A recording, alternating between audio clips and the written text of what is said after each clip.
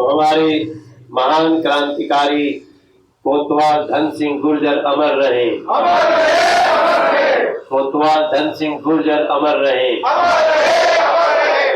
आज 10 मई 2024 है। आज से लगभग 250 साल पहले इसी समाज के एक लाल, एक सुपुत्र, सपूत वो खड़े हुए और इतिहास में अपने कर्मों से दर्ज हो गए। देखिए, हम सब तो बड़े सौभाग्यशाली हैं।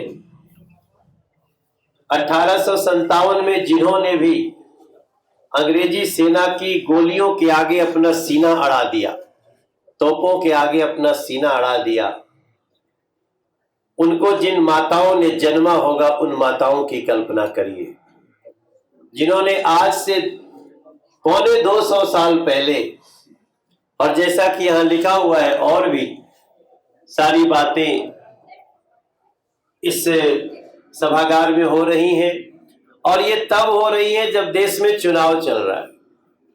देश का चुनाव है। अच्छा ही कहा किसी ने कि ये न तो निगम का चुनाव है, न तो मुख्यमंत्री चुनने का चुनाव है। ये चुनाव देश का प्रधानमंत्री चुनने का है, और देश का प्रधानमंत्री चुनने की बात आएगी तो इस देश के 90% लोग नींद में भी अगर पूछिए तो कहेंगे नरेंद्र मोदी को देश का प्रधानमंत्री बनना चाहिए।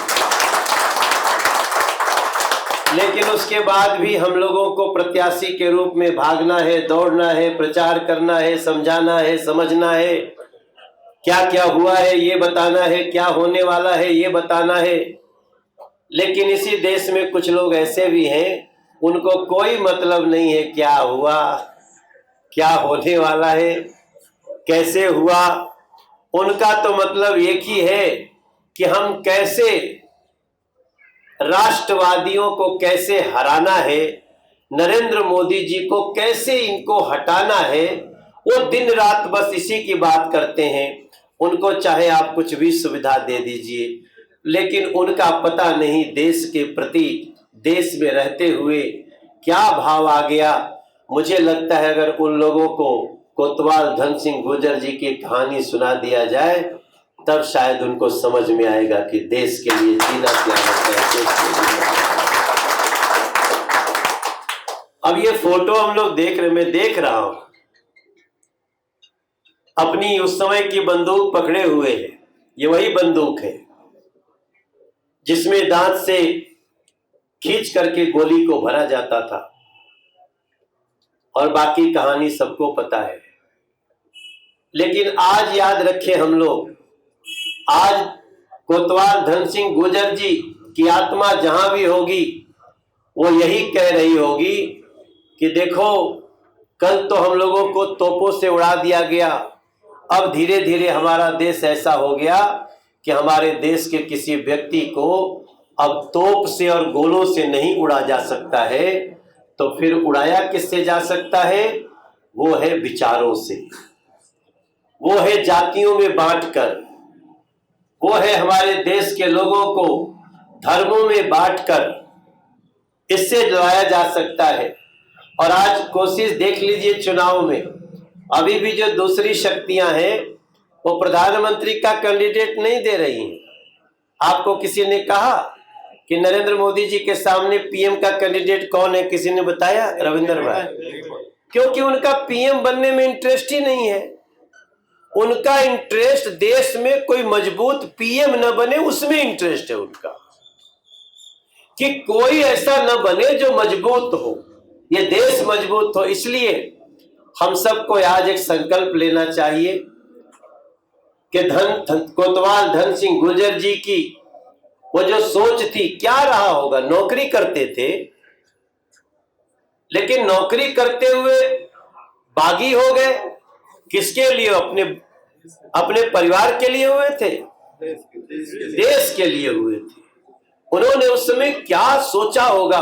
और कोतवाल थे, मेजर नहीं थे, कोई बहुत बड़े अधिकारी नहीं थे, लेकिन उन्होंने अपने कोतवाल नाम का फर्ज अदा किया, क्योंकि जब कोतवाल सो गया तो समझ लो कि लुटने से कोई नहीं बचा सकता। धन सिंह गुर्जर जैसे कोतवाल जाग गए तो आज हमारा देश सुरक्षित है, आगे बढ़ रहा है और इसको और भी शक्तिशाली बनाना है। तो मैं तो दिन भर में बहुत सारा कार्यक्रम करता हूं, और देखिए अभी भी हम लोगों को ना विपक्ष की सारी कोशिश यही होगी कि जातियों में बांटो, इस जाति का नेता लाओ, इस जाति के नेता को भेजो, फलाना जाति को लाओ। और ये सब कुछ कर क्यों रहे हैं? क्योंकि उनका छुपा हुआ जो उद्देश्य है वो वही है जिसको धन सिंह गुर्जर जी ने 1857 में देख लिया था। और हम सब धन सिंह गुर्जर जी की संतान हैं। हमारे महापुरुष जो भी हमारे देश के लिए ऐसा कार्य किए हैं, हम उनके लिए आज क्या कर सकते हैं? हमें गर्दन कटाने की आवश्यकता नहीं है, हमें लाठी उठाने की आवश्यकता नहीं है। अब तो इस देश में लोकतंत्र इतना मजबूत है कि आप बस कमल का बटन दबा दीजिए, धन सिंह गुर्जर जी जो चाहते थे वो करने के लिए नरेंद्र मोदी इससे ज्यादा कुछ चाहिए ही नहीं। आपको गाली भी नहीं देना है, आपको किसी को कालिक भी नहीं फेंकना है। आपके पास तो एक पावर आ गया है और वो है कमल का पावर। कमल का बटन दबाते 13 करोड़ घरों में टॉयलेट बन जाता है।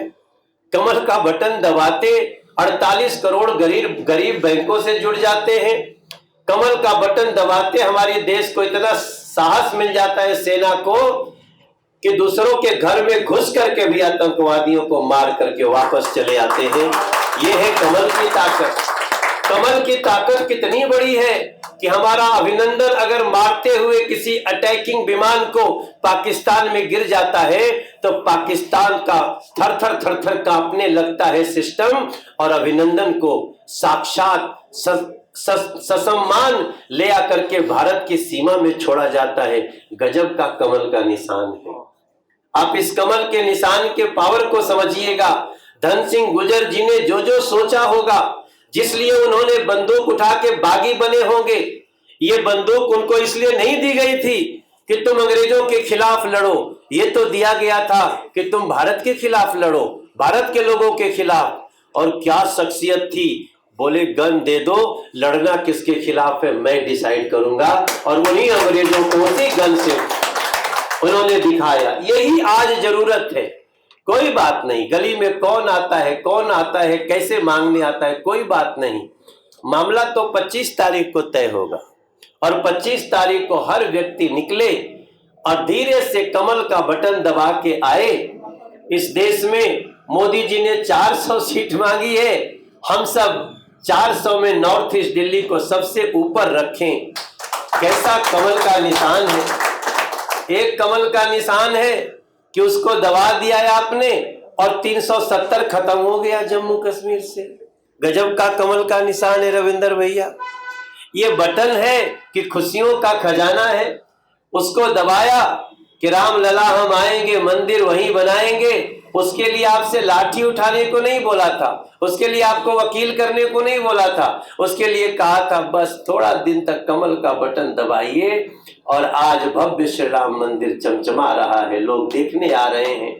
आपको पता है, लोग कहते थे कि मंदिर बनाने से कौन सा पर्यटन होता है, मंदिर जितने खर्चे में बना ना, अभी कल की रिपोर्ट आई है कि जितना खर्चा लगा मंदिर बनाने में टूरिज्म से, लगभग उतना पैसा अभी ही खजाने में आ गया। आगे जाकर के क्या होगा हम आप सभी जान सकते हैं। मेरे भाई बहन, हम इससे ज्यादा कुछ बोलना नहीं चाहते हैं। ये हमने पूर्वजों पे हमको अपने गर्व है, और आइए हम लोग ऐसे अपने पूर्वजों की कहानियों को याद रखें। ये नहीं कि आज क्रांति दिवस से आज रखा, इसे रोज याद करना पड़ेगा। इनकी तो फोटो अपने पॉकेट में रख के चलनी पड़ेगी कि कभी मन जरा इधर उधर हुआ, एक बार देख लिया, तब आराम से शान से कहें कि तेरा गौरव अमर रहे माँ, तेरा वैभव अमर रहे माँ, हम दिन चाह रहे।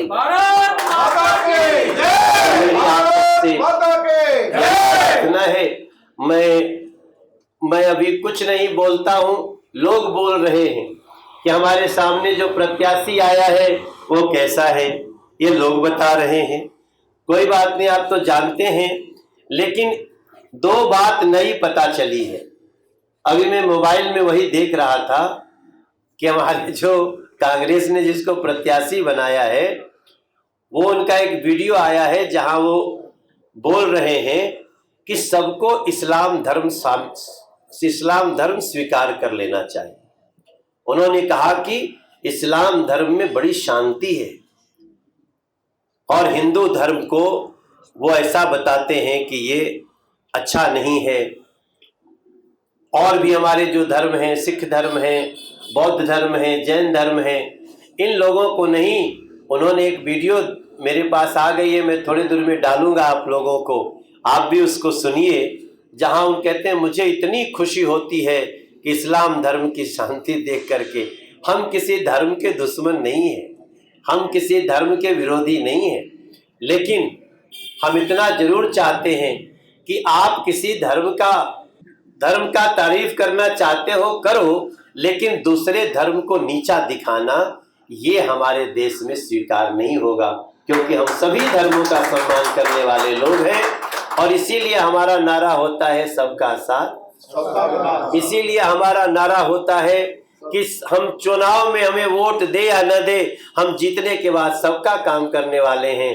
तो ऐसे लोगों का थोड़ा सा तो समीक्षा होना चाहिए। तो आप सब इसका ध्यान रखते हुए आप सब ने आज बुलाया, मुझे बहुत अच्छा लगा। पगड़िया बहुत अच्छी लग रही है, इसको लेकर के जाऊंगा और आपसे विश्वास दिलाता हूं।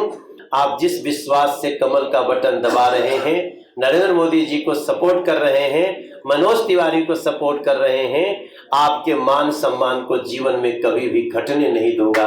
ये आप सबसे विश्वास दिलाता हूं। भारत माता की जय।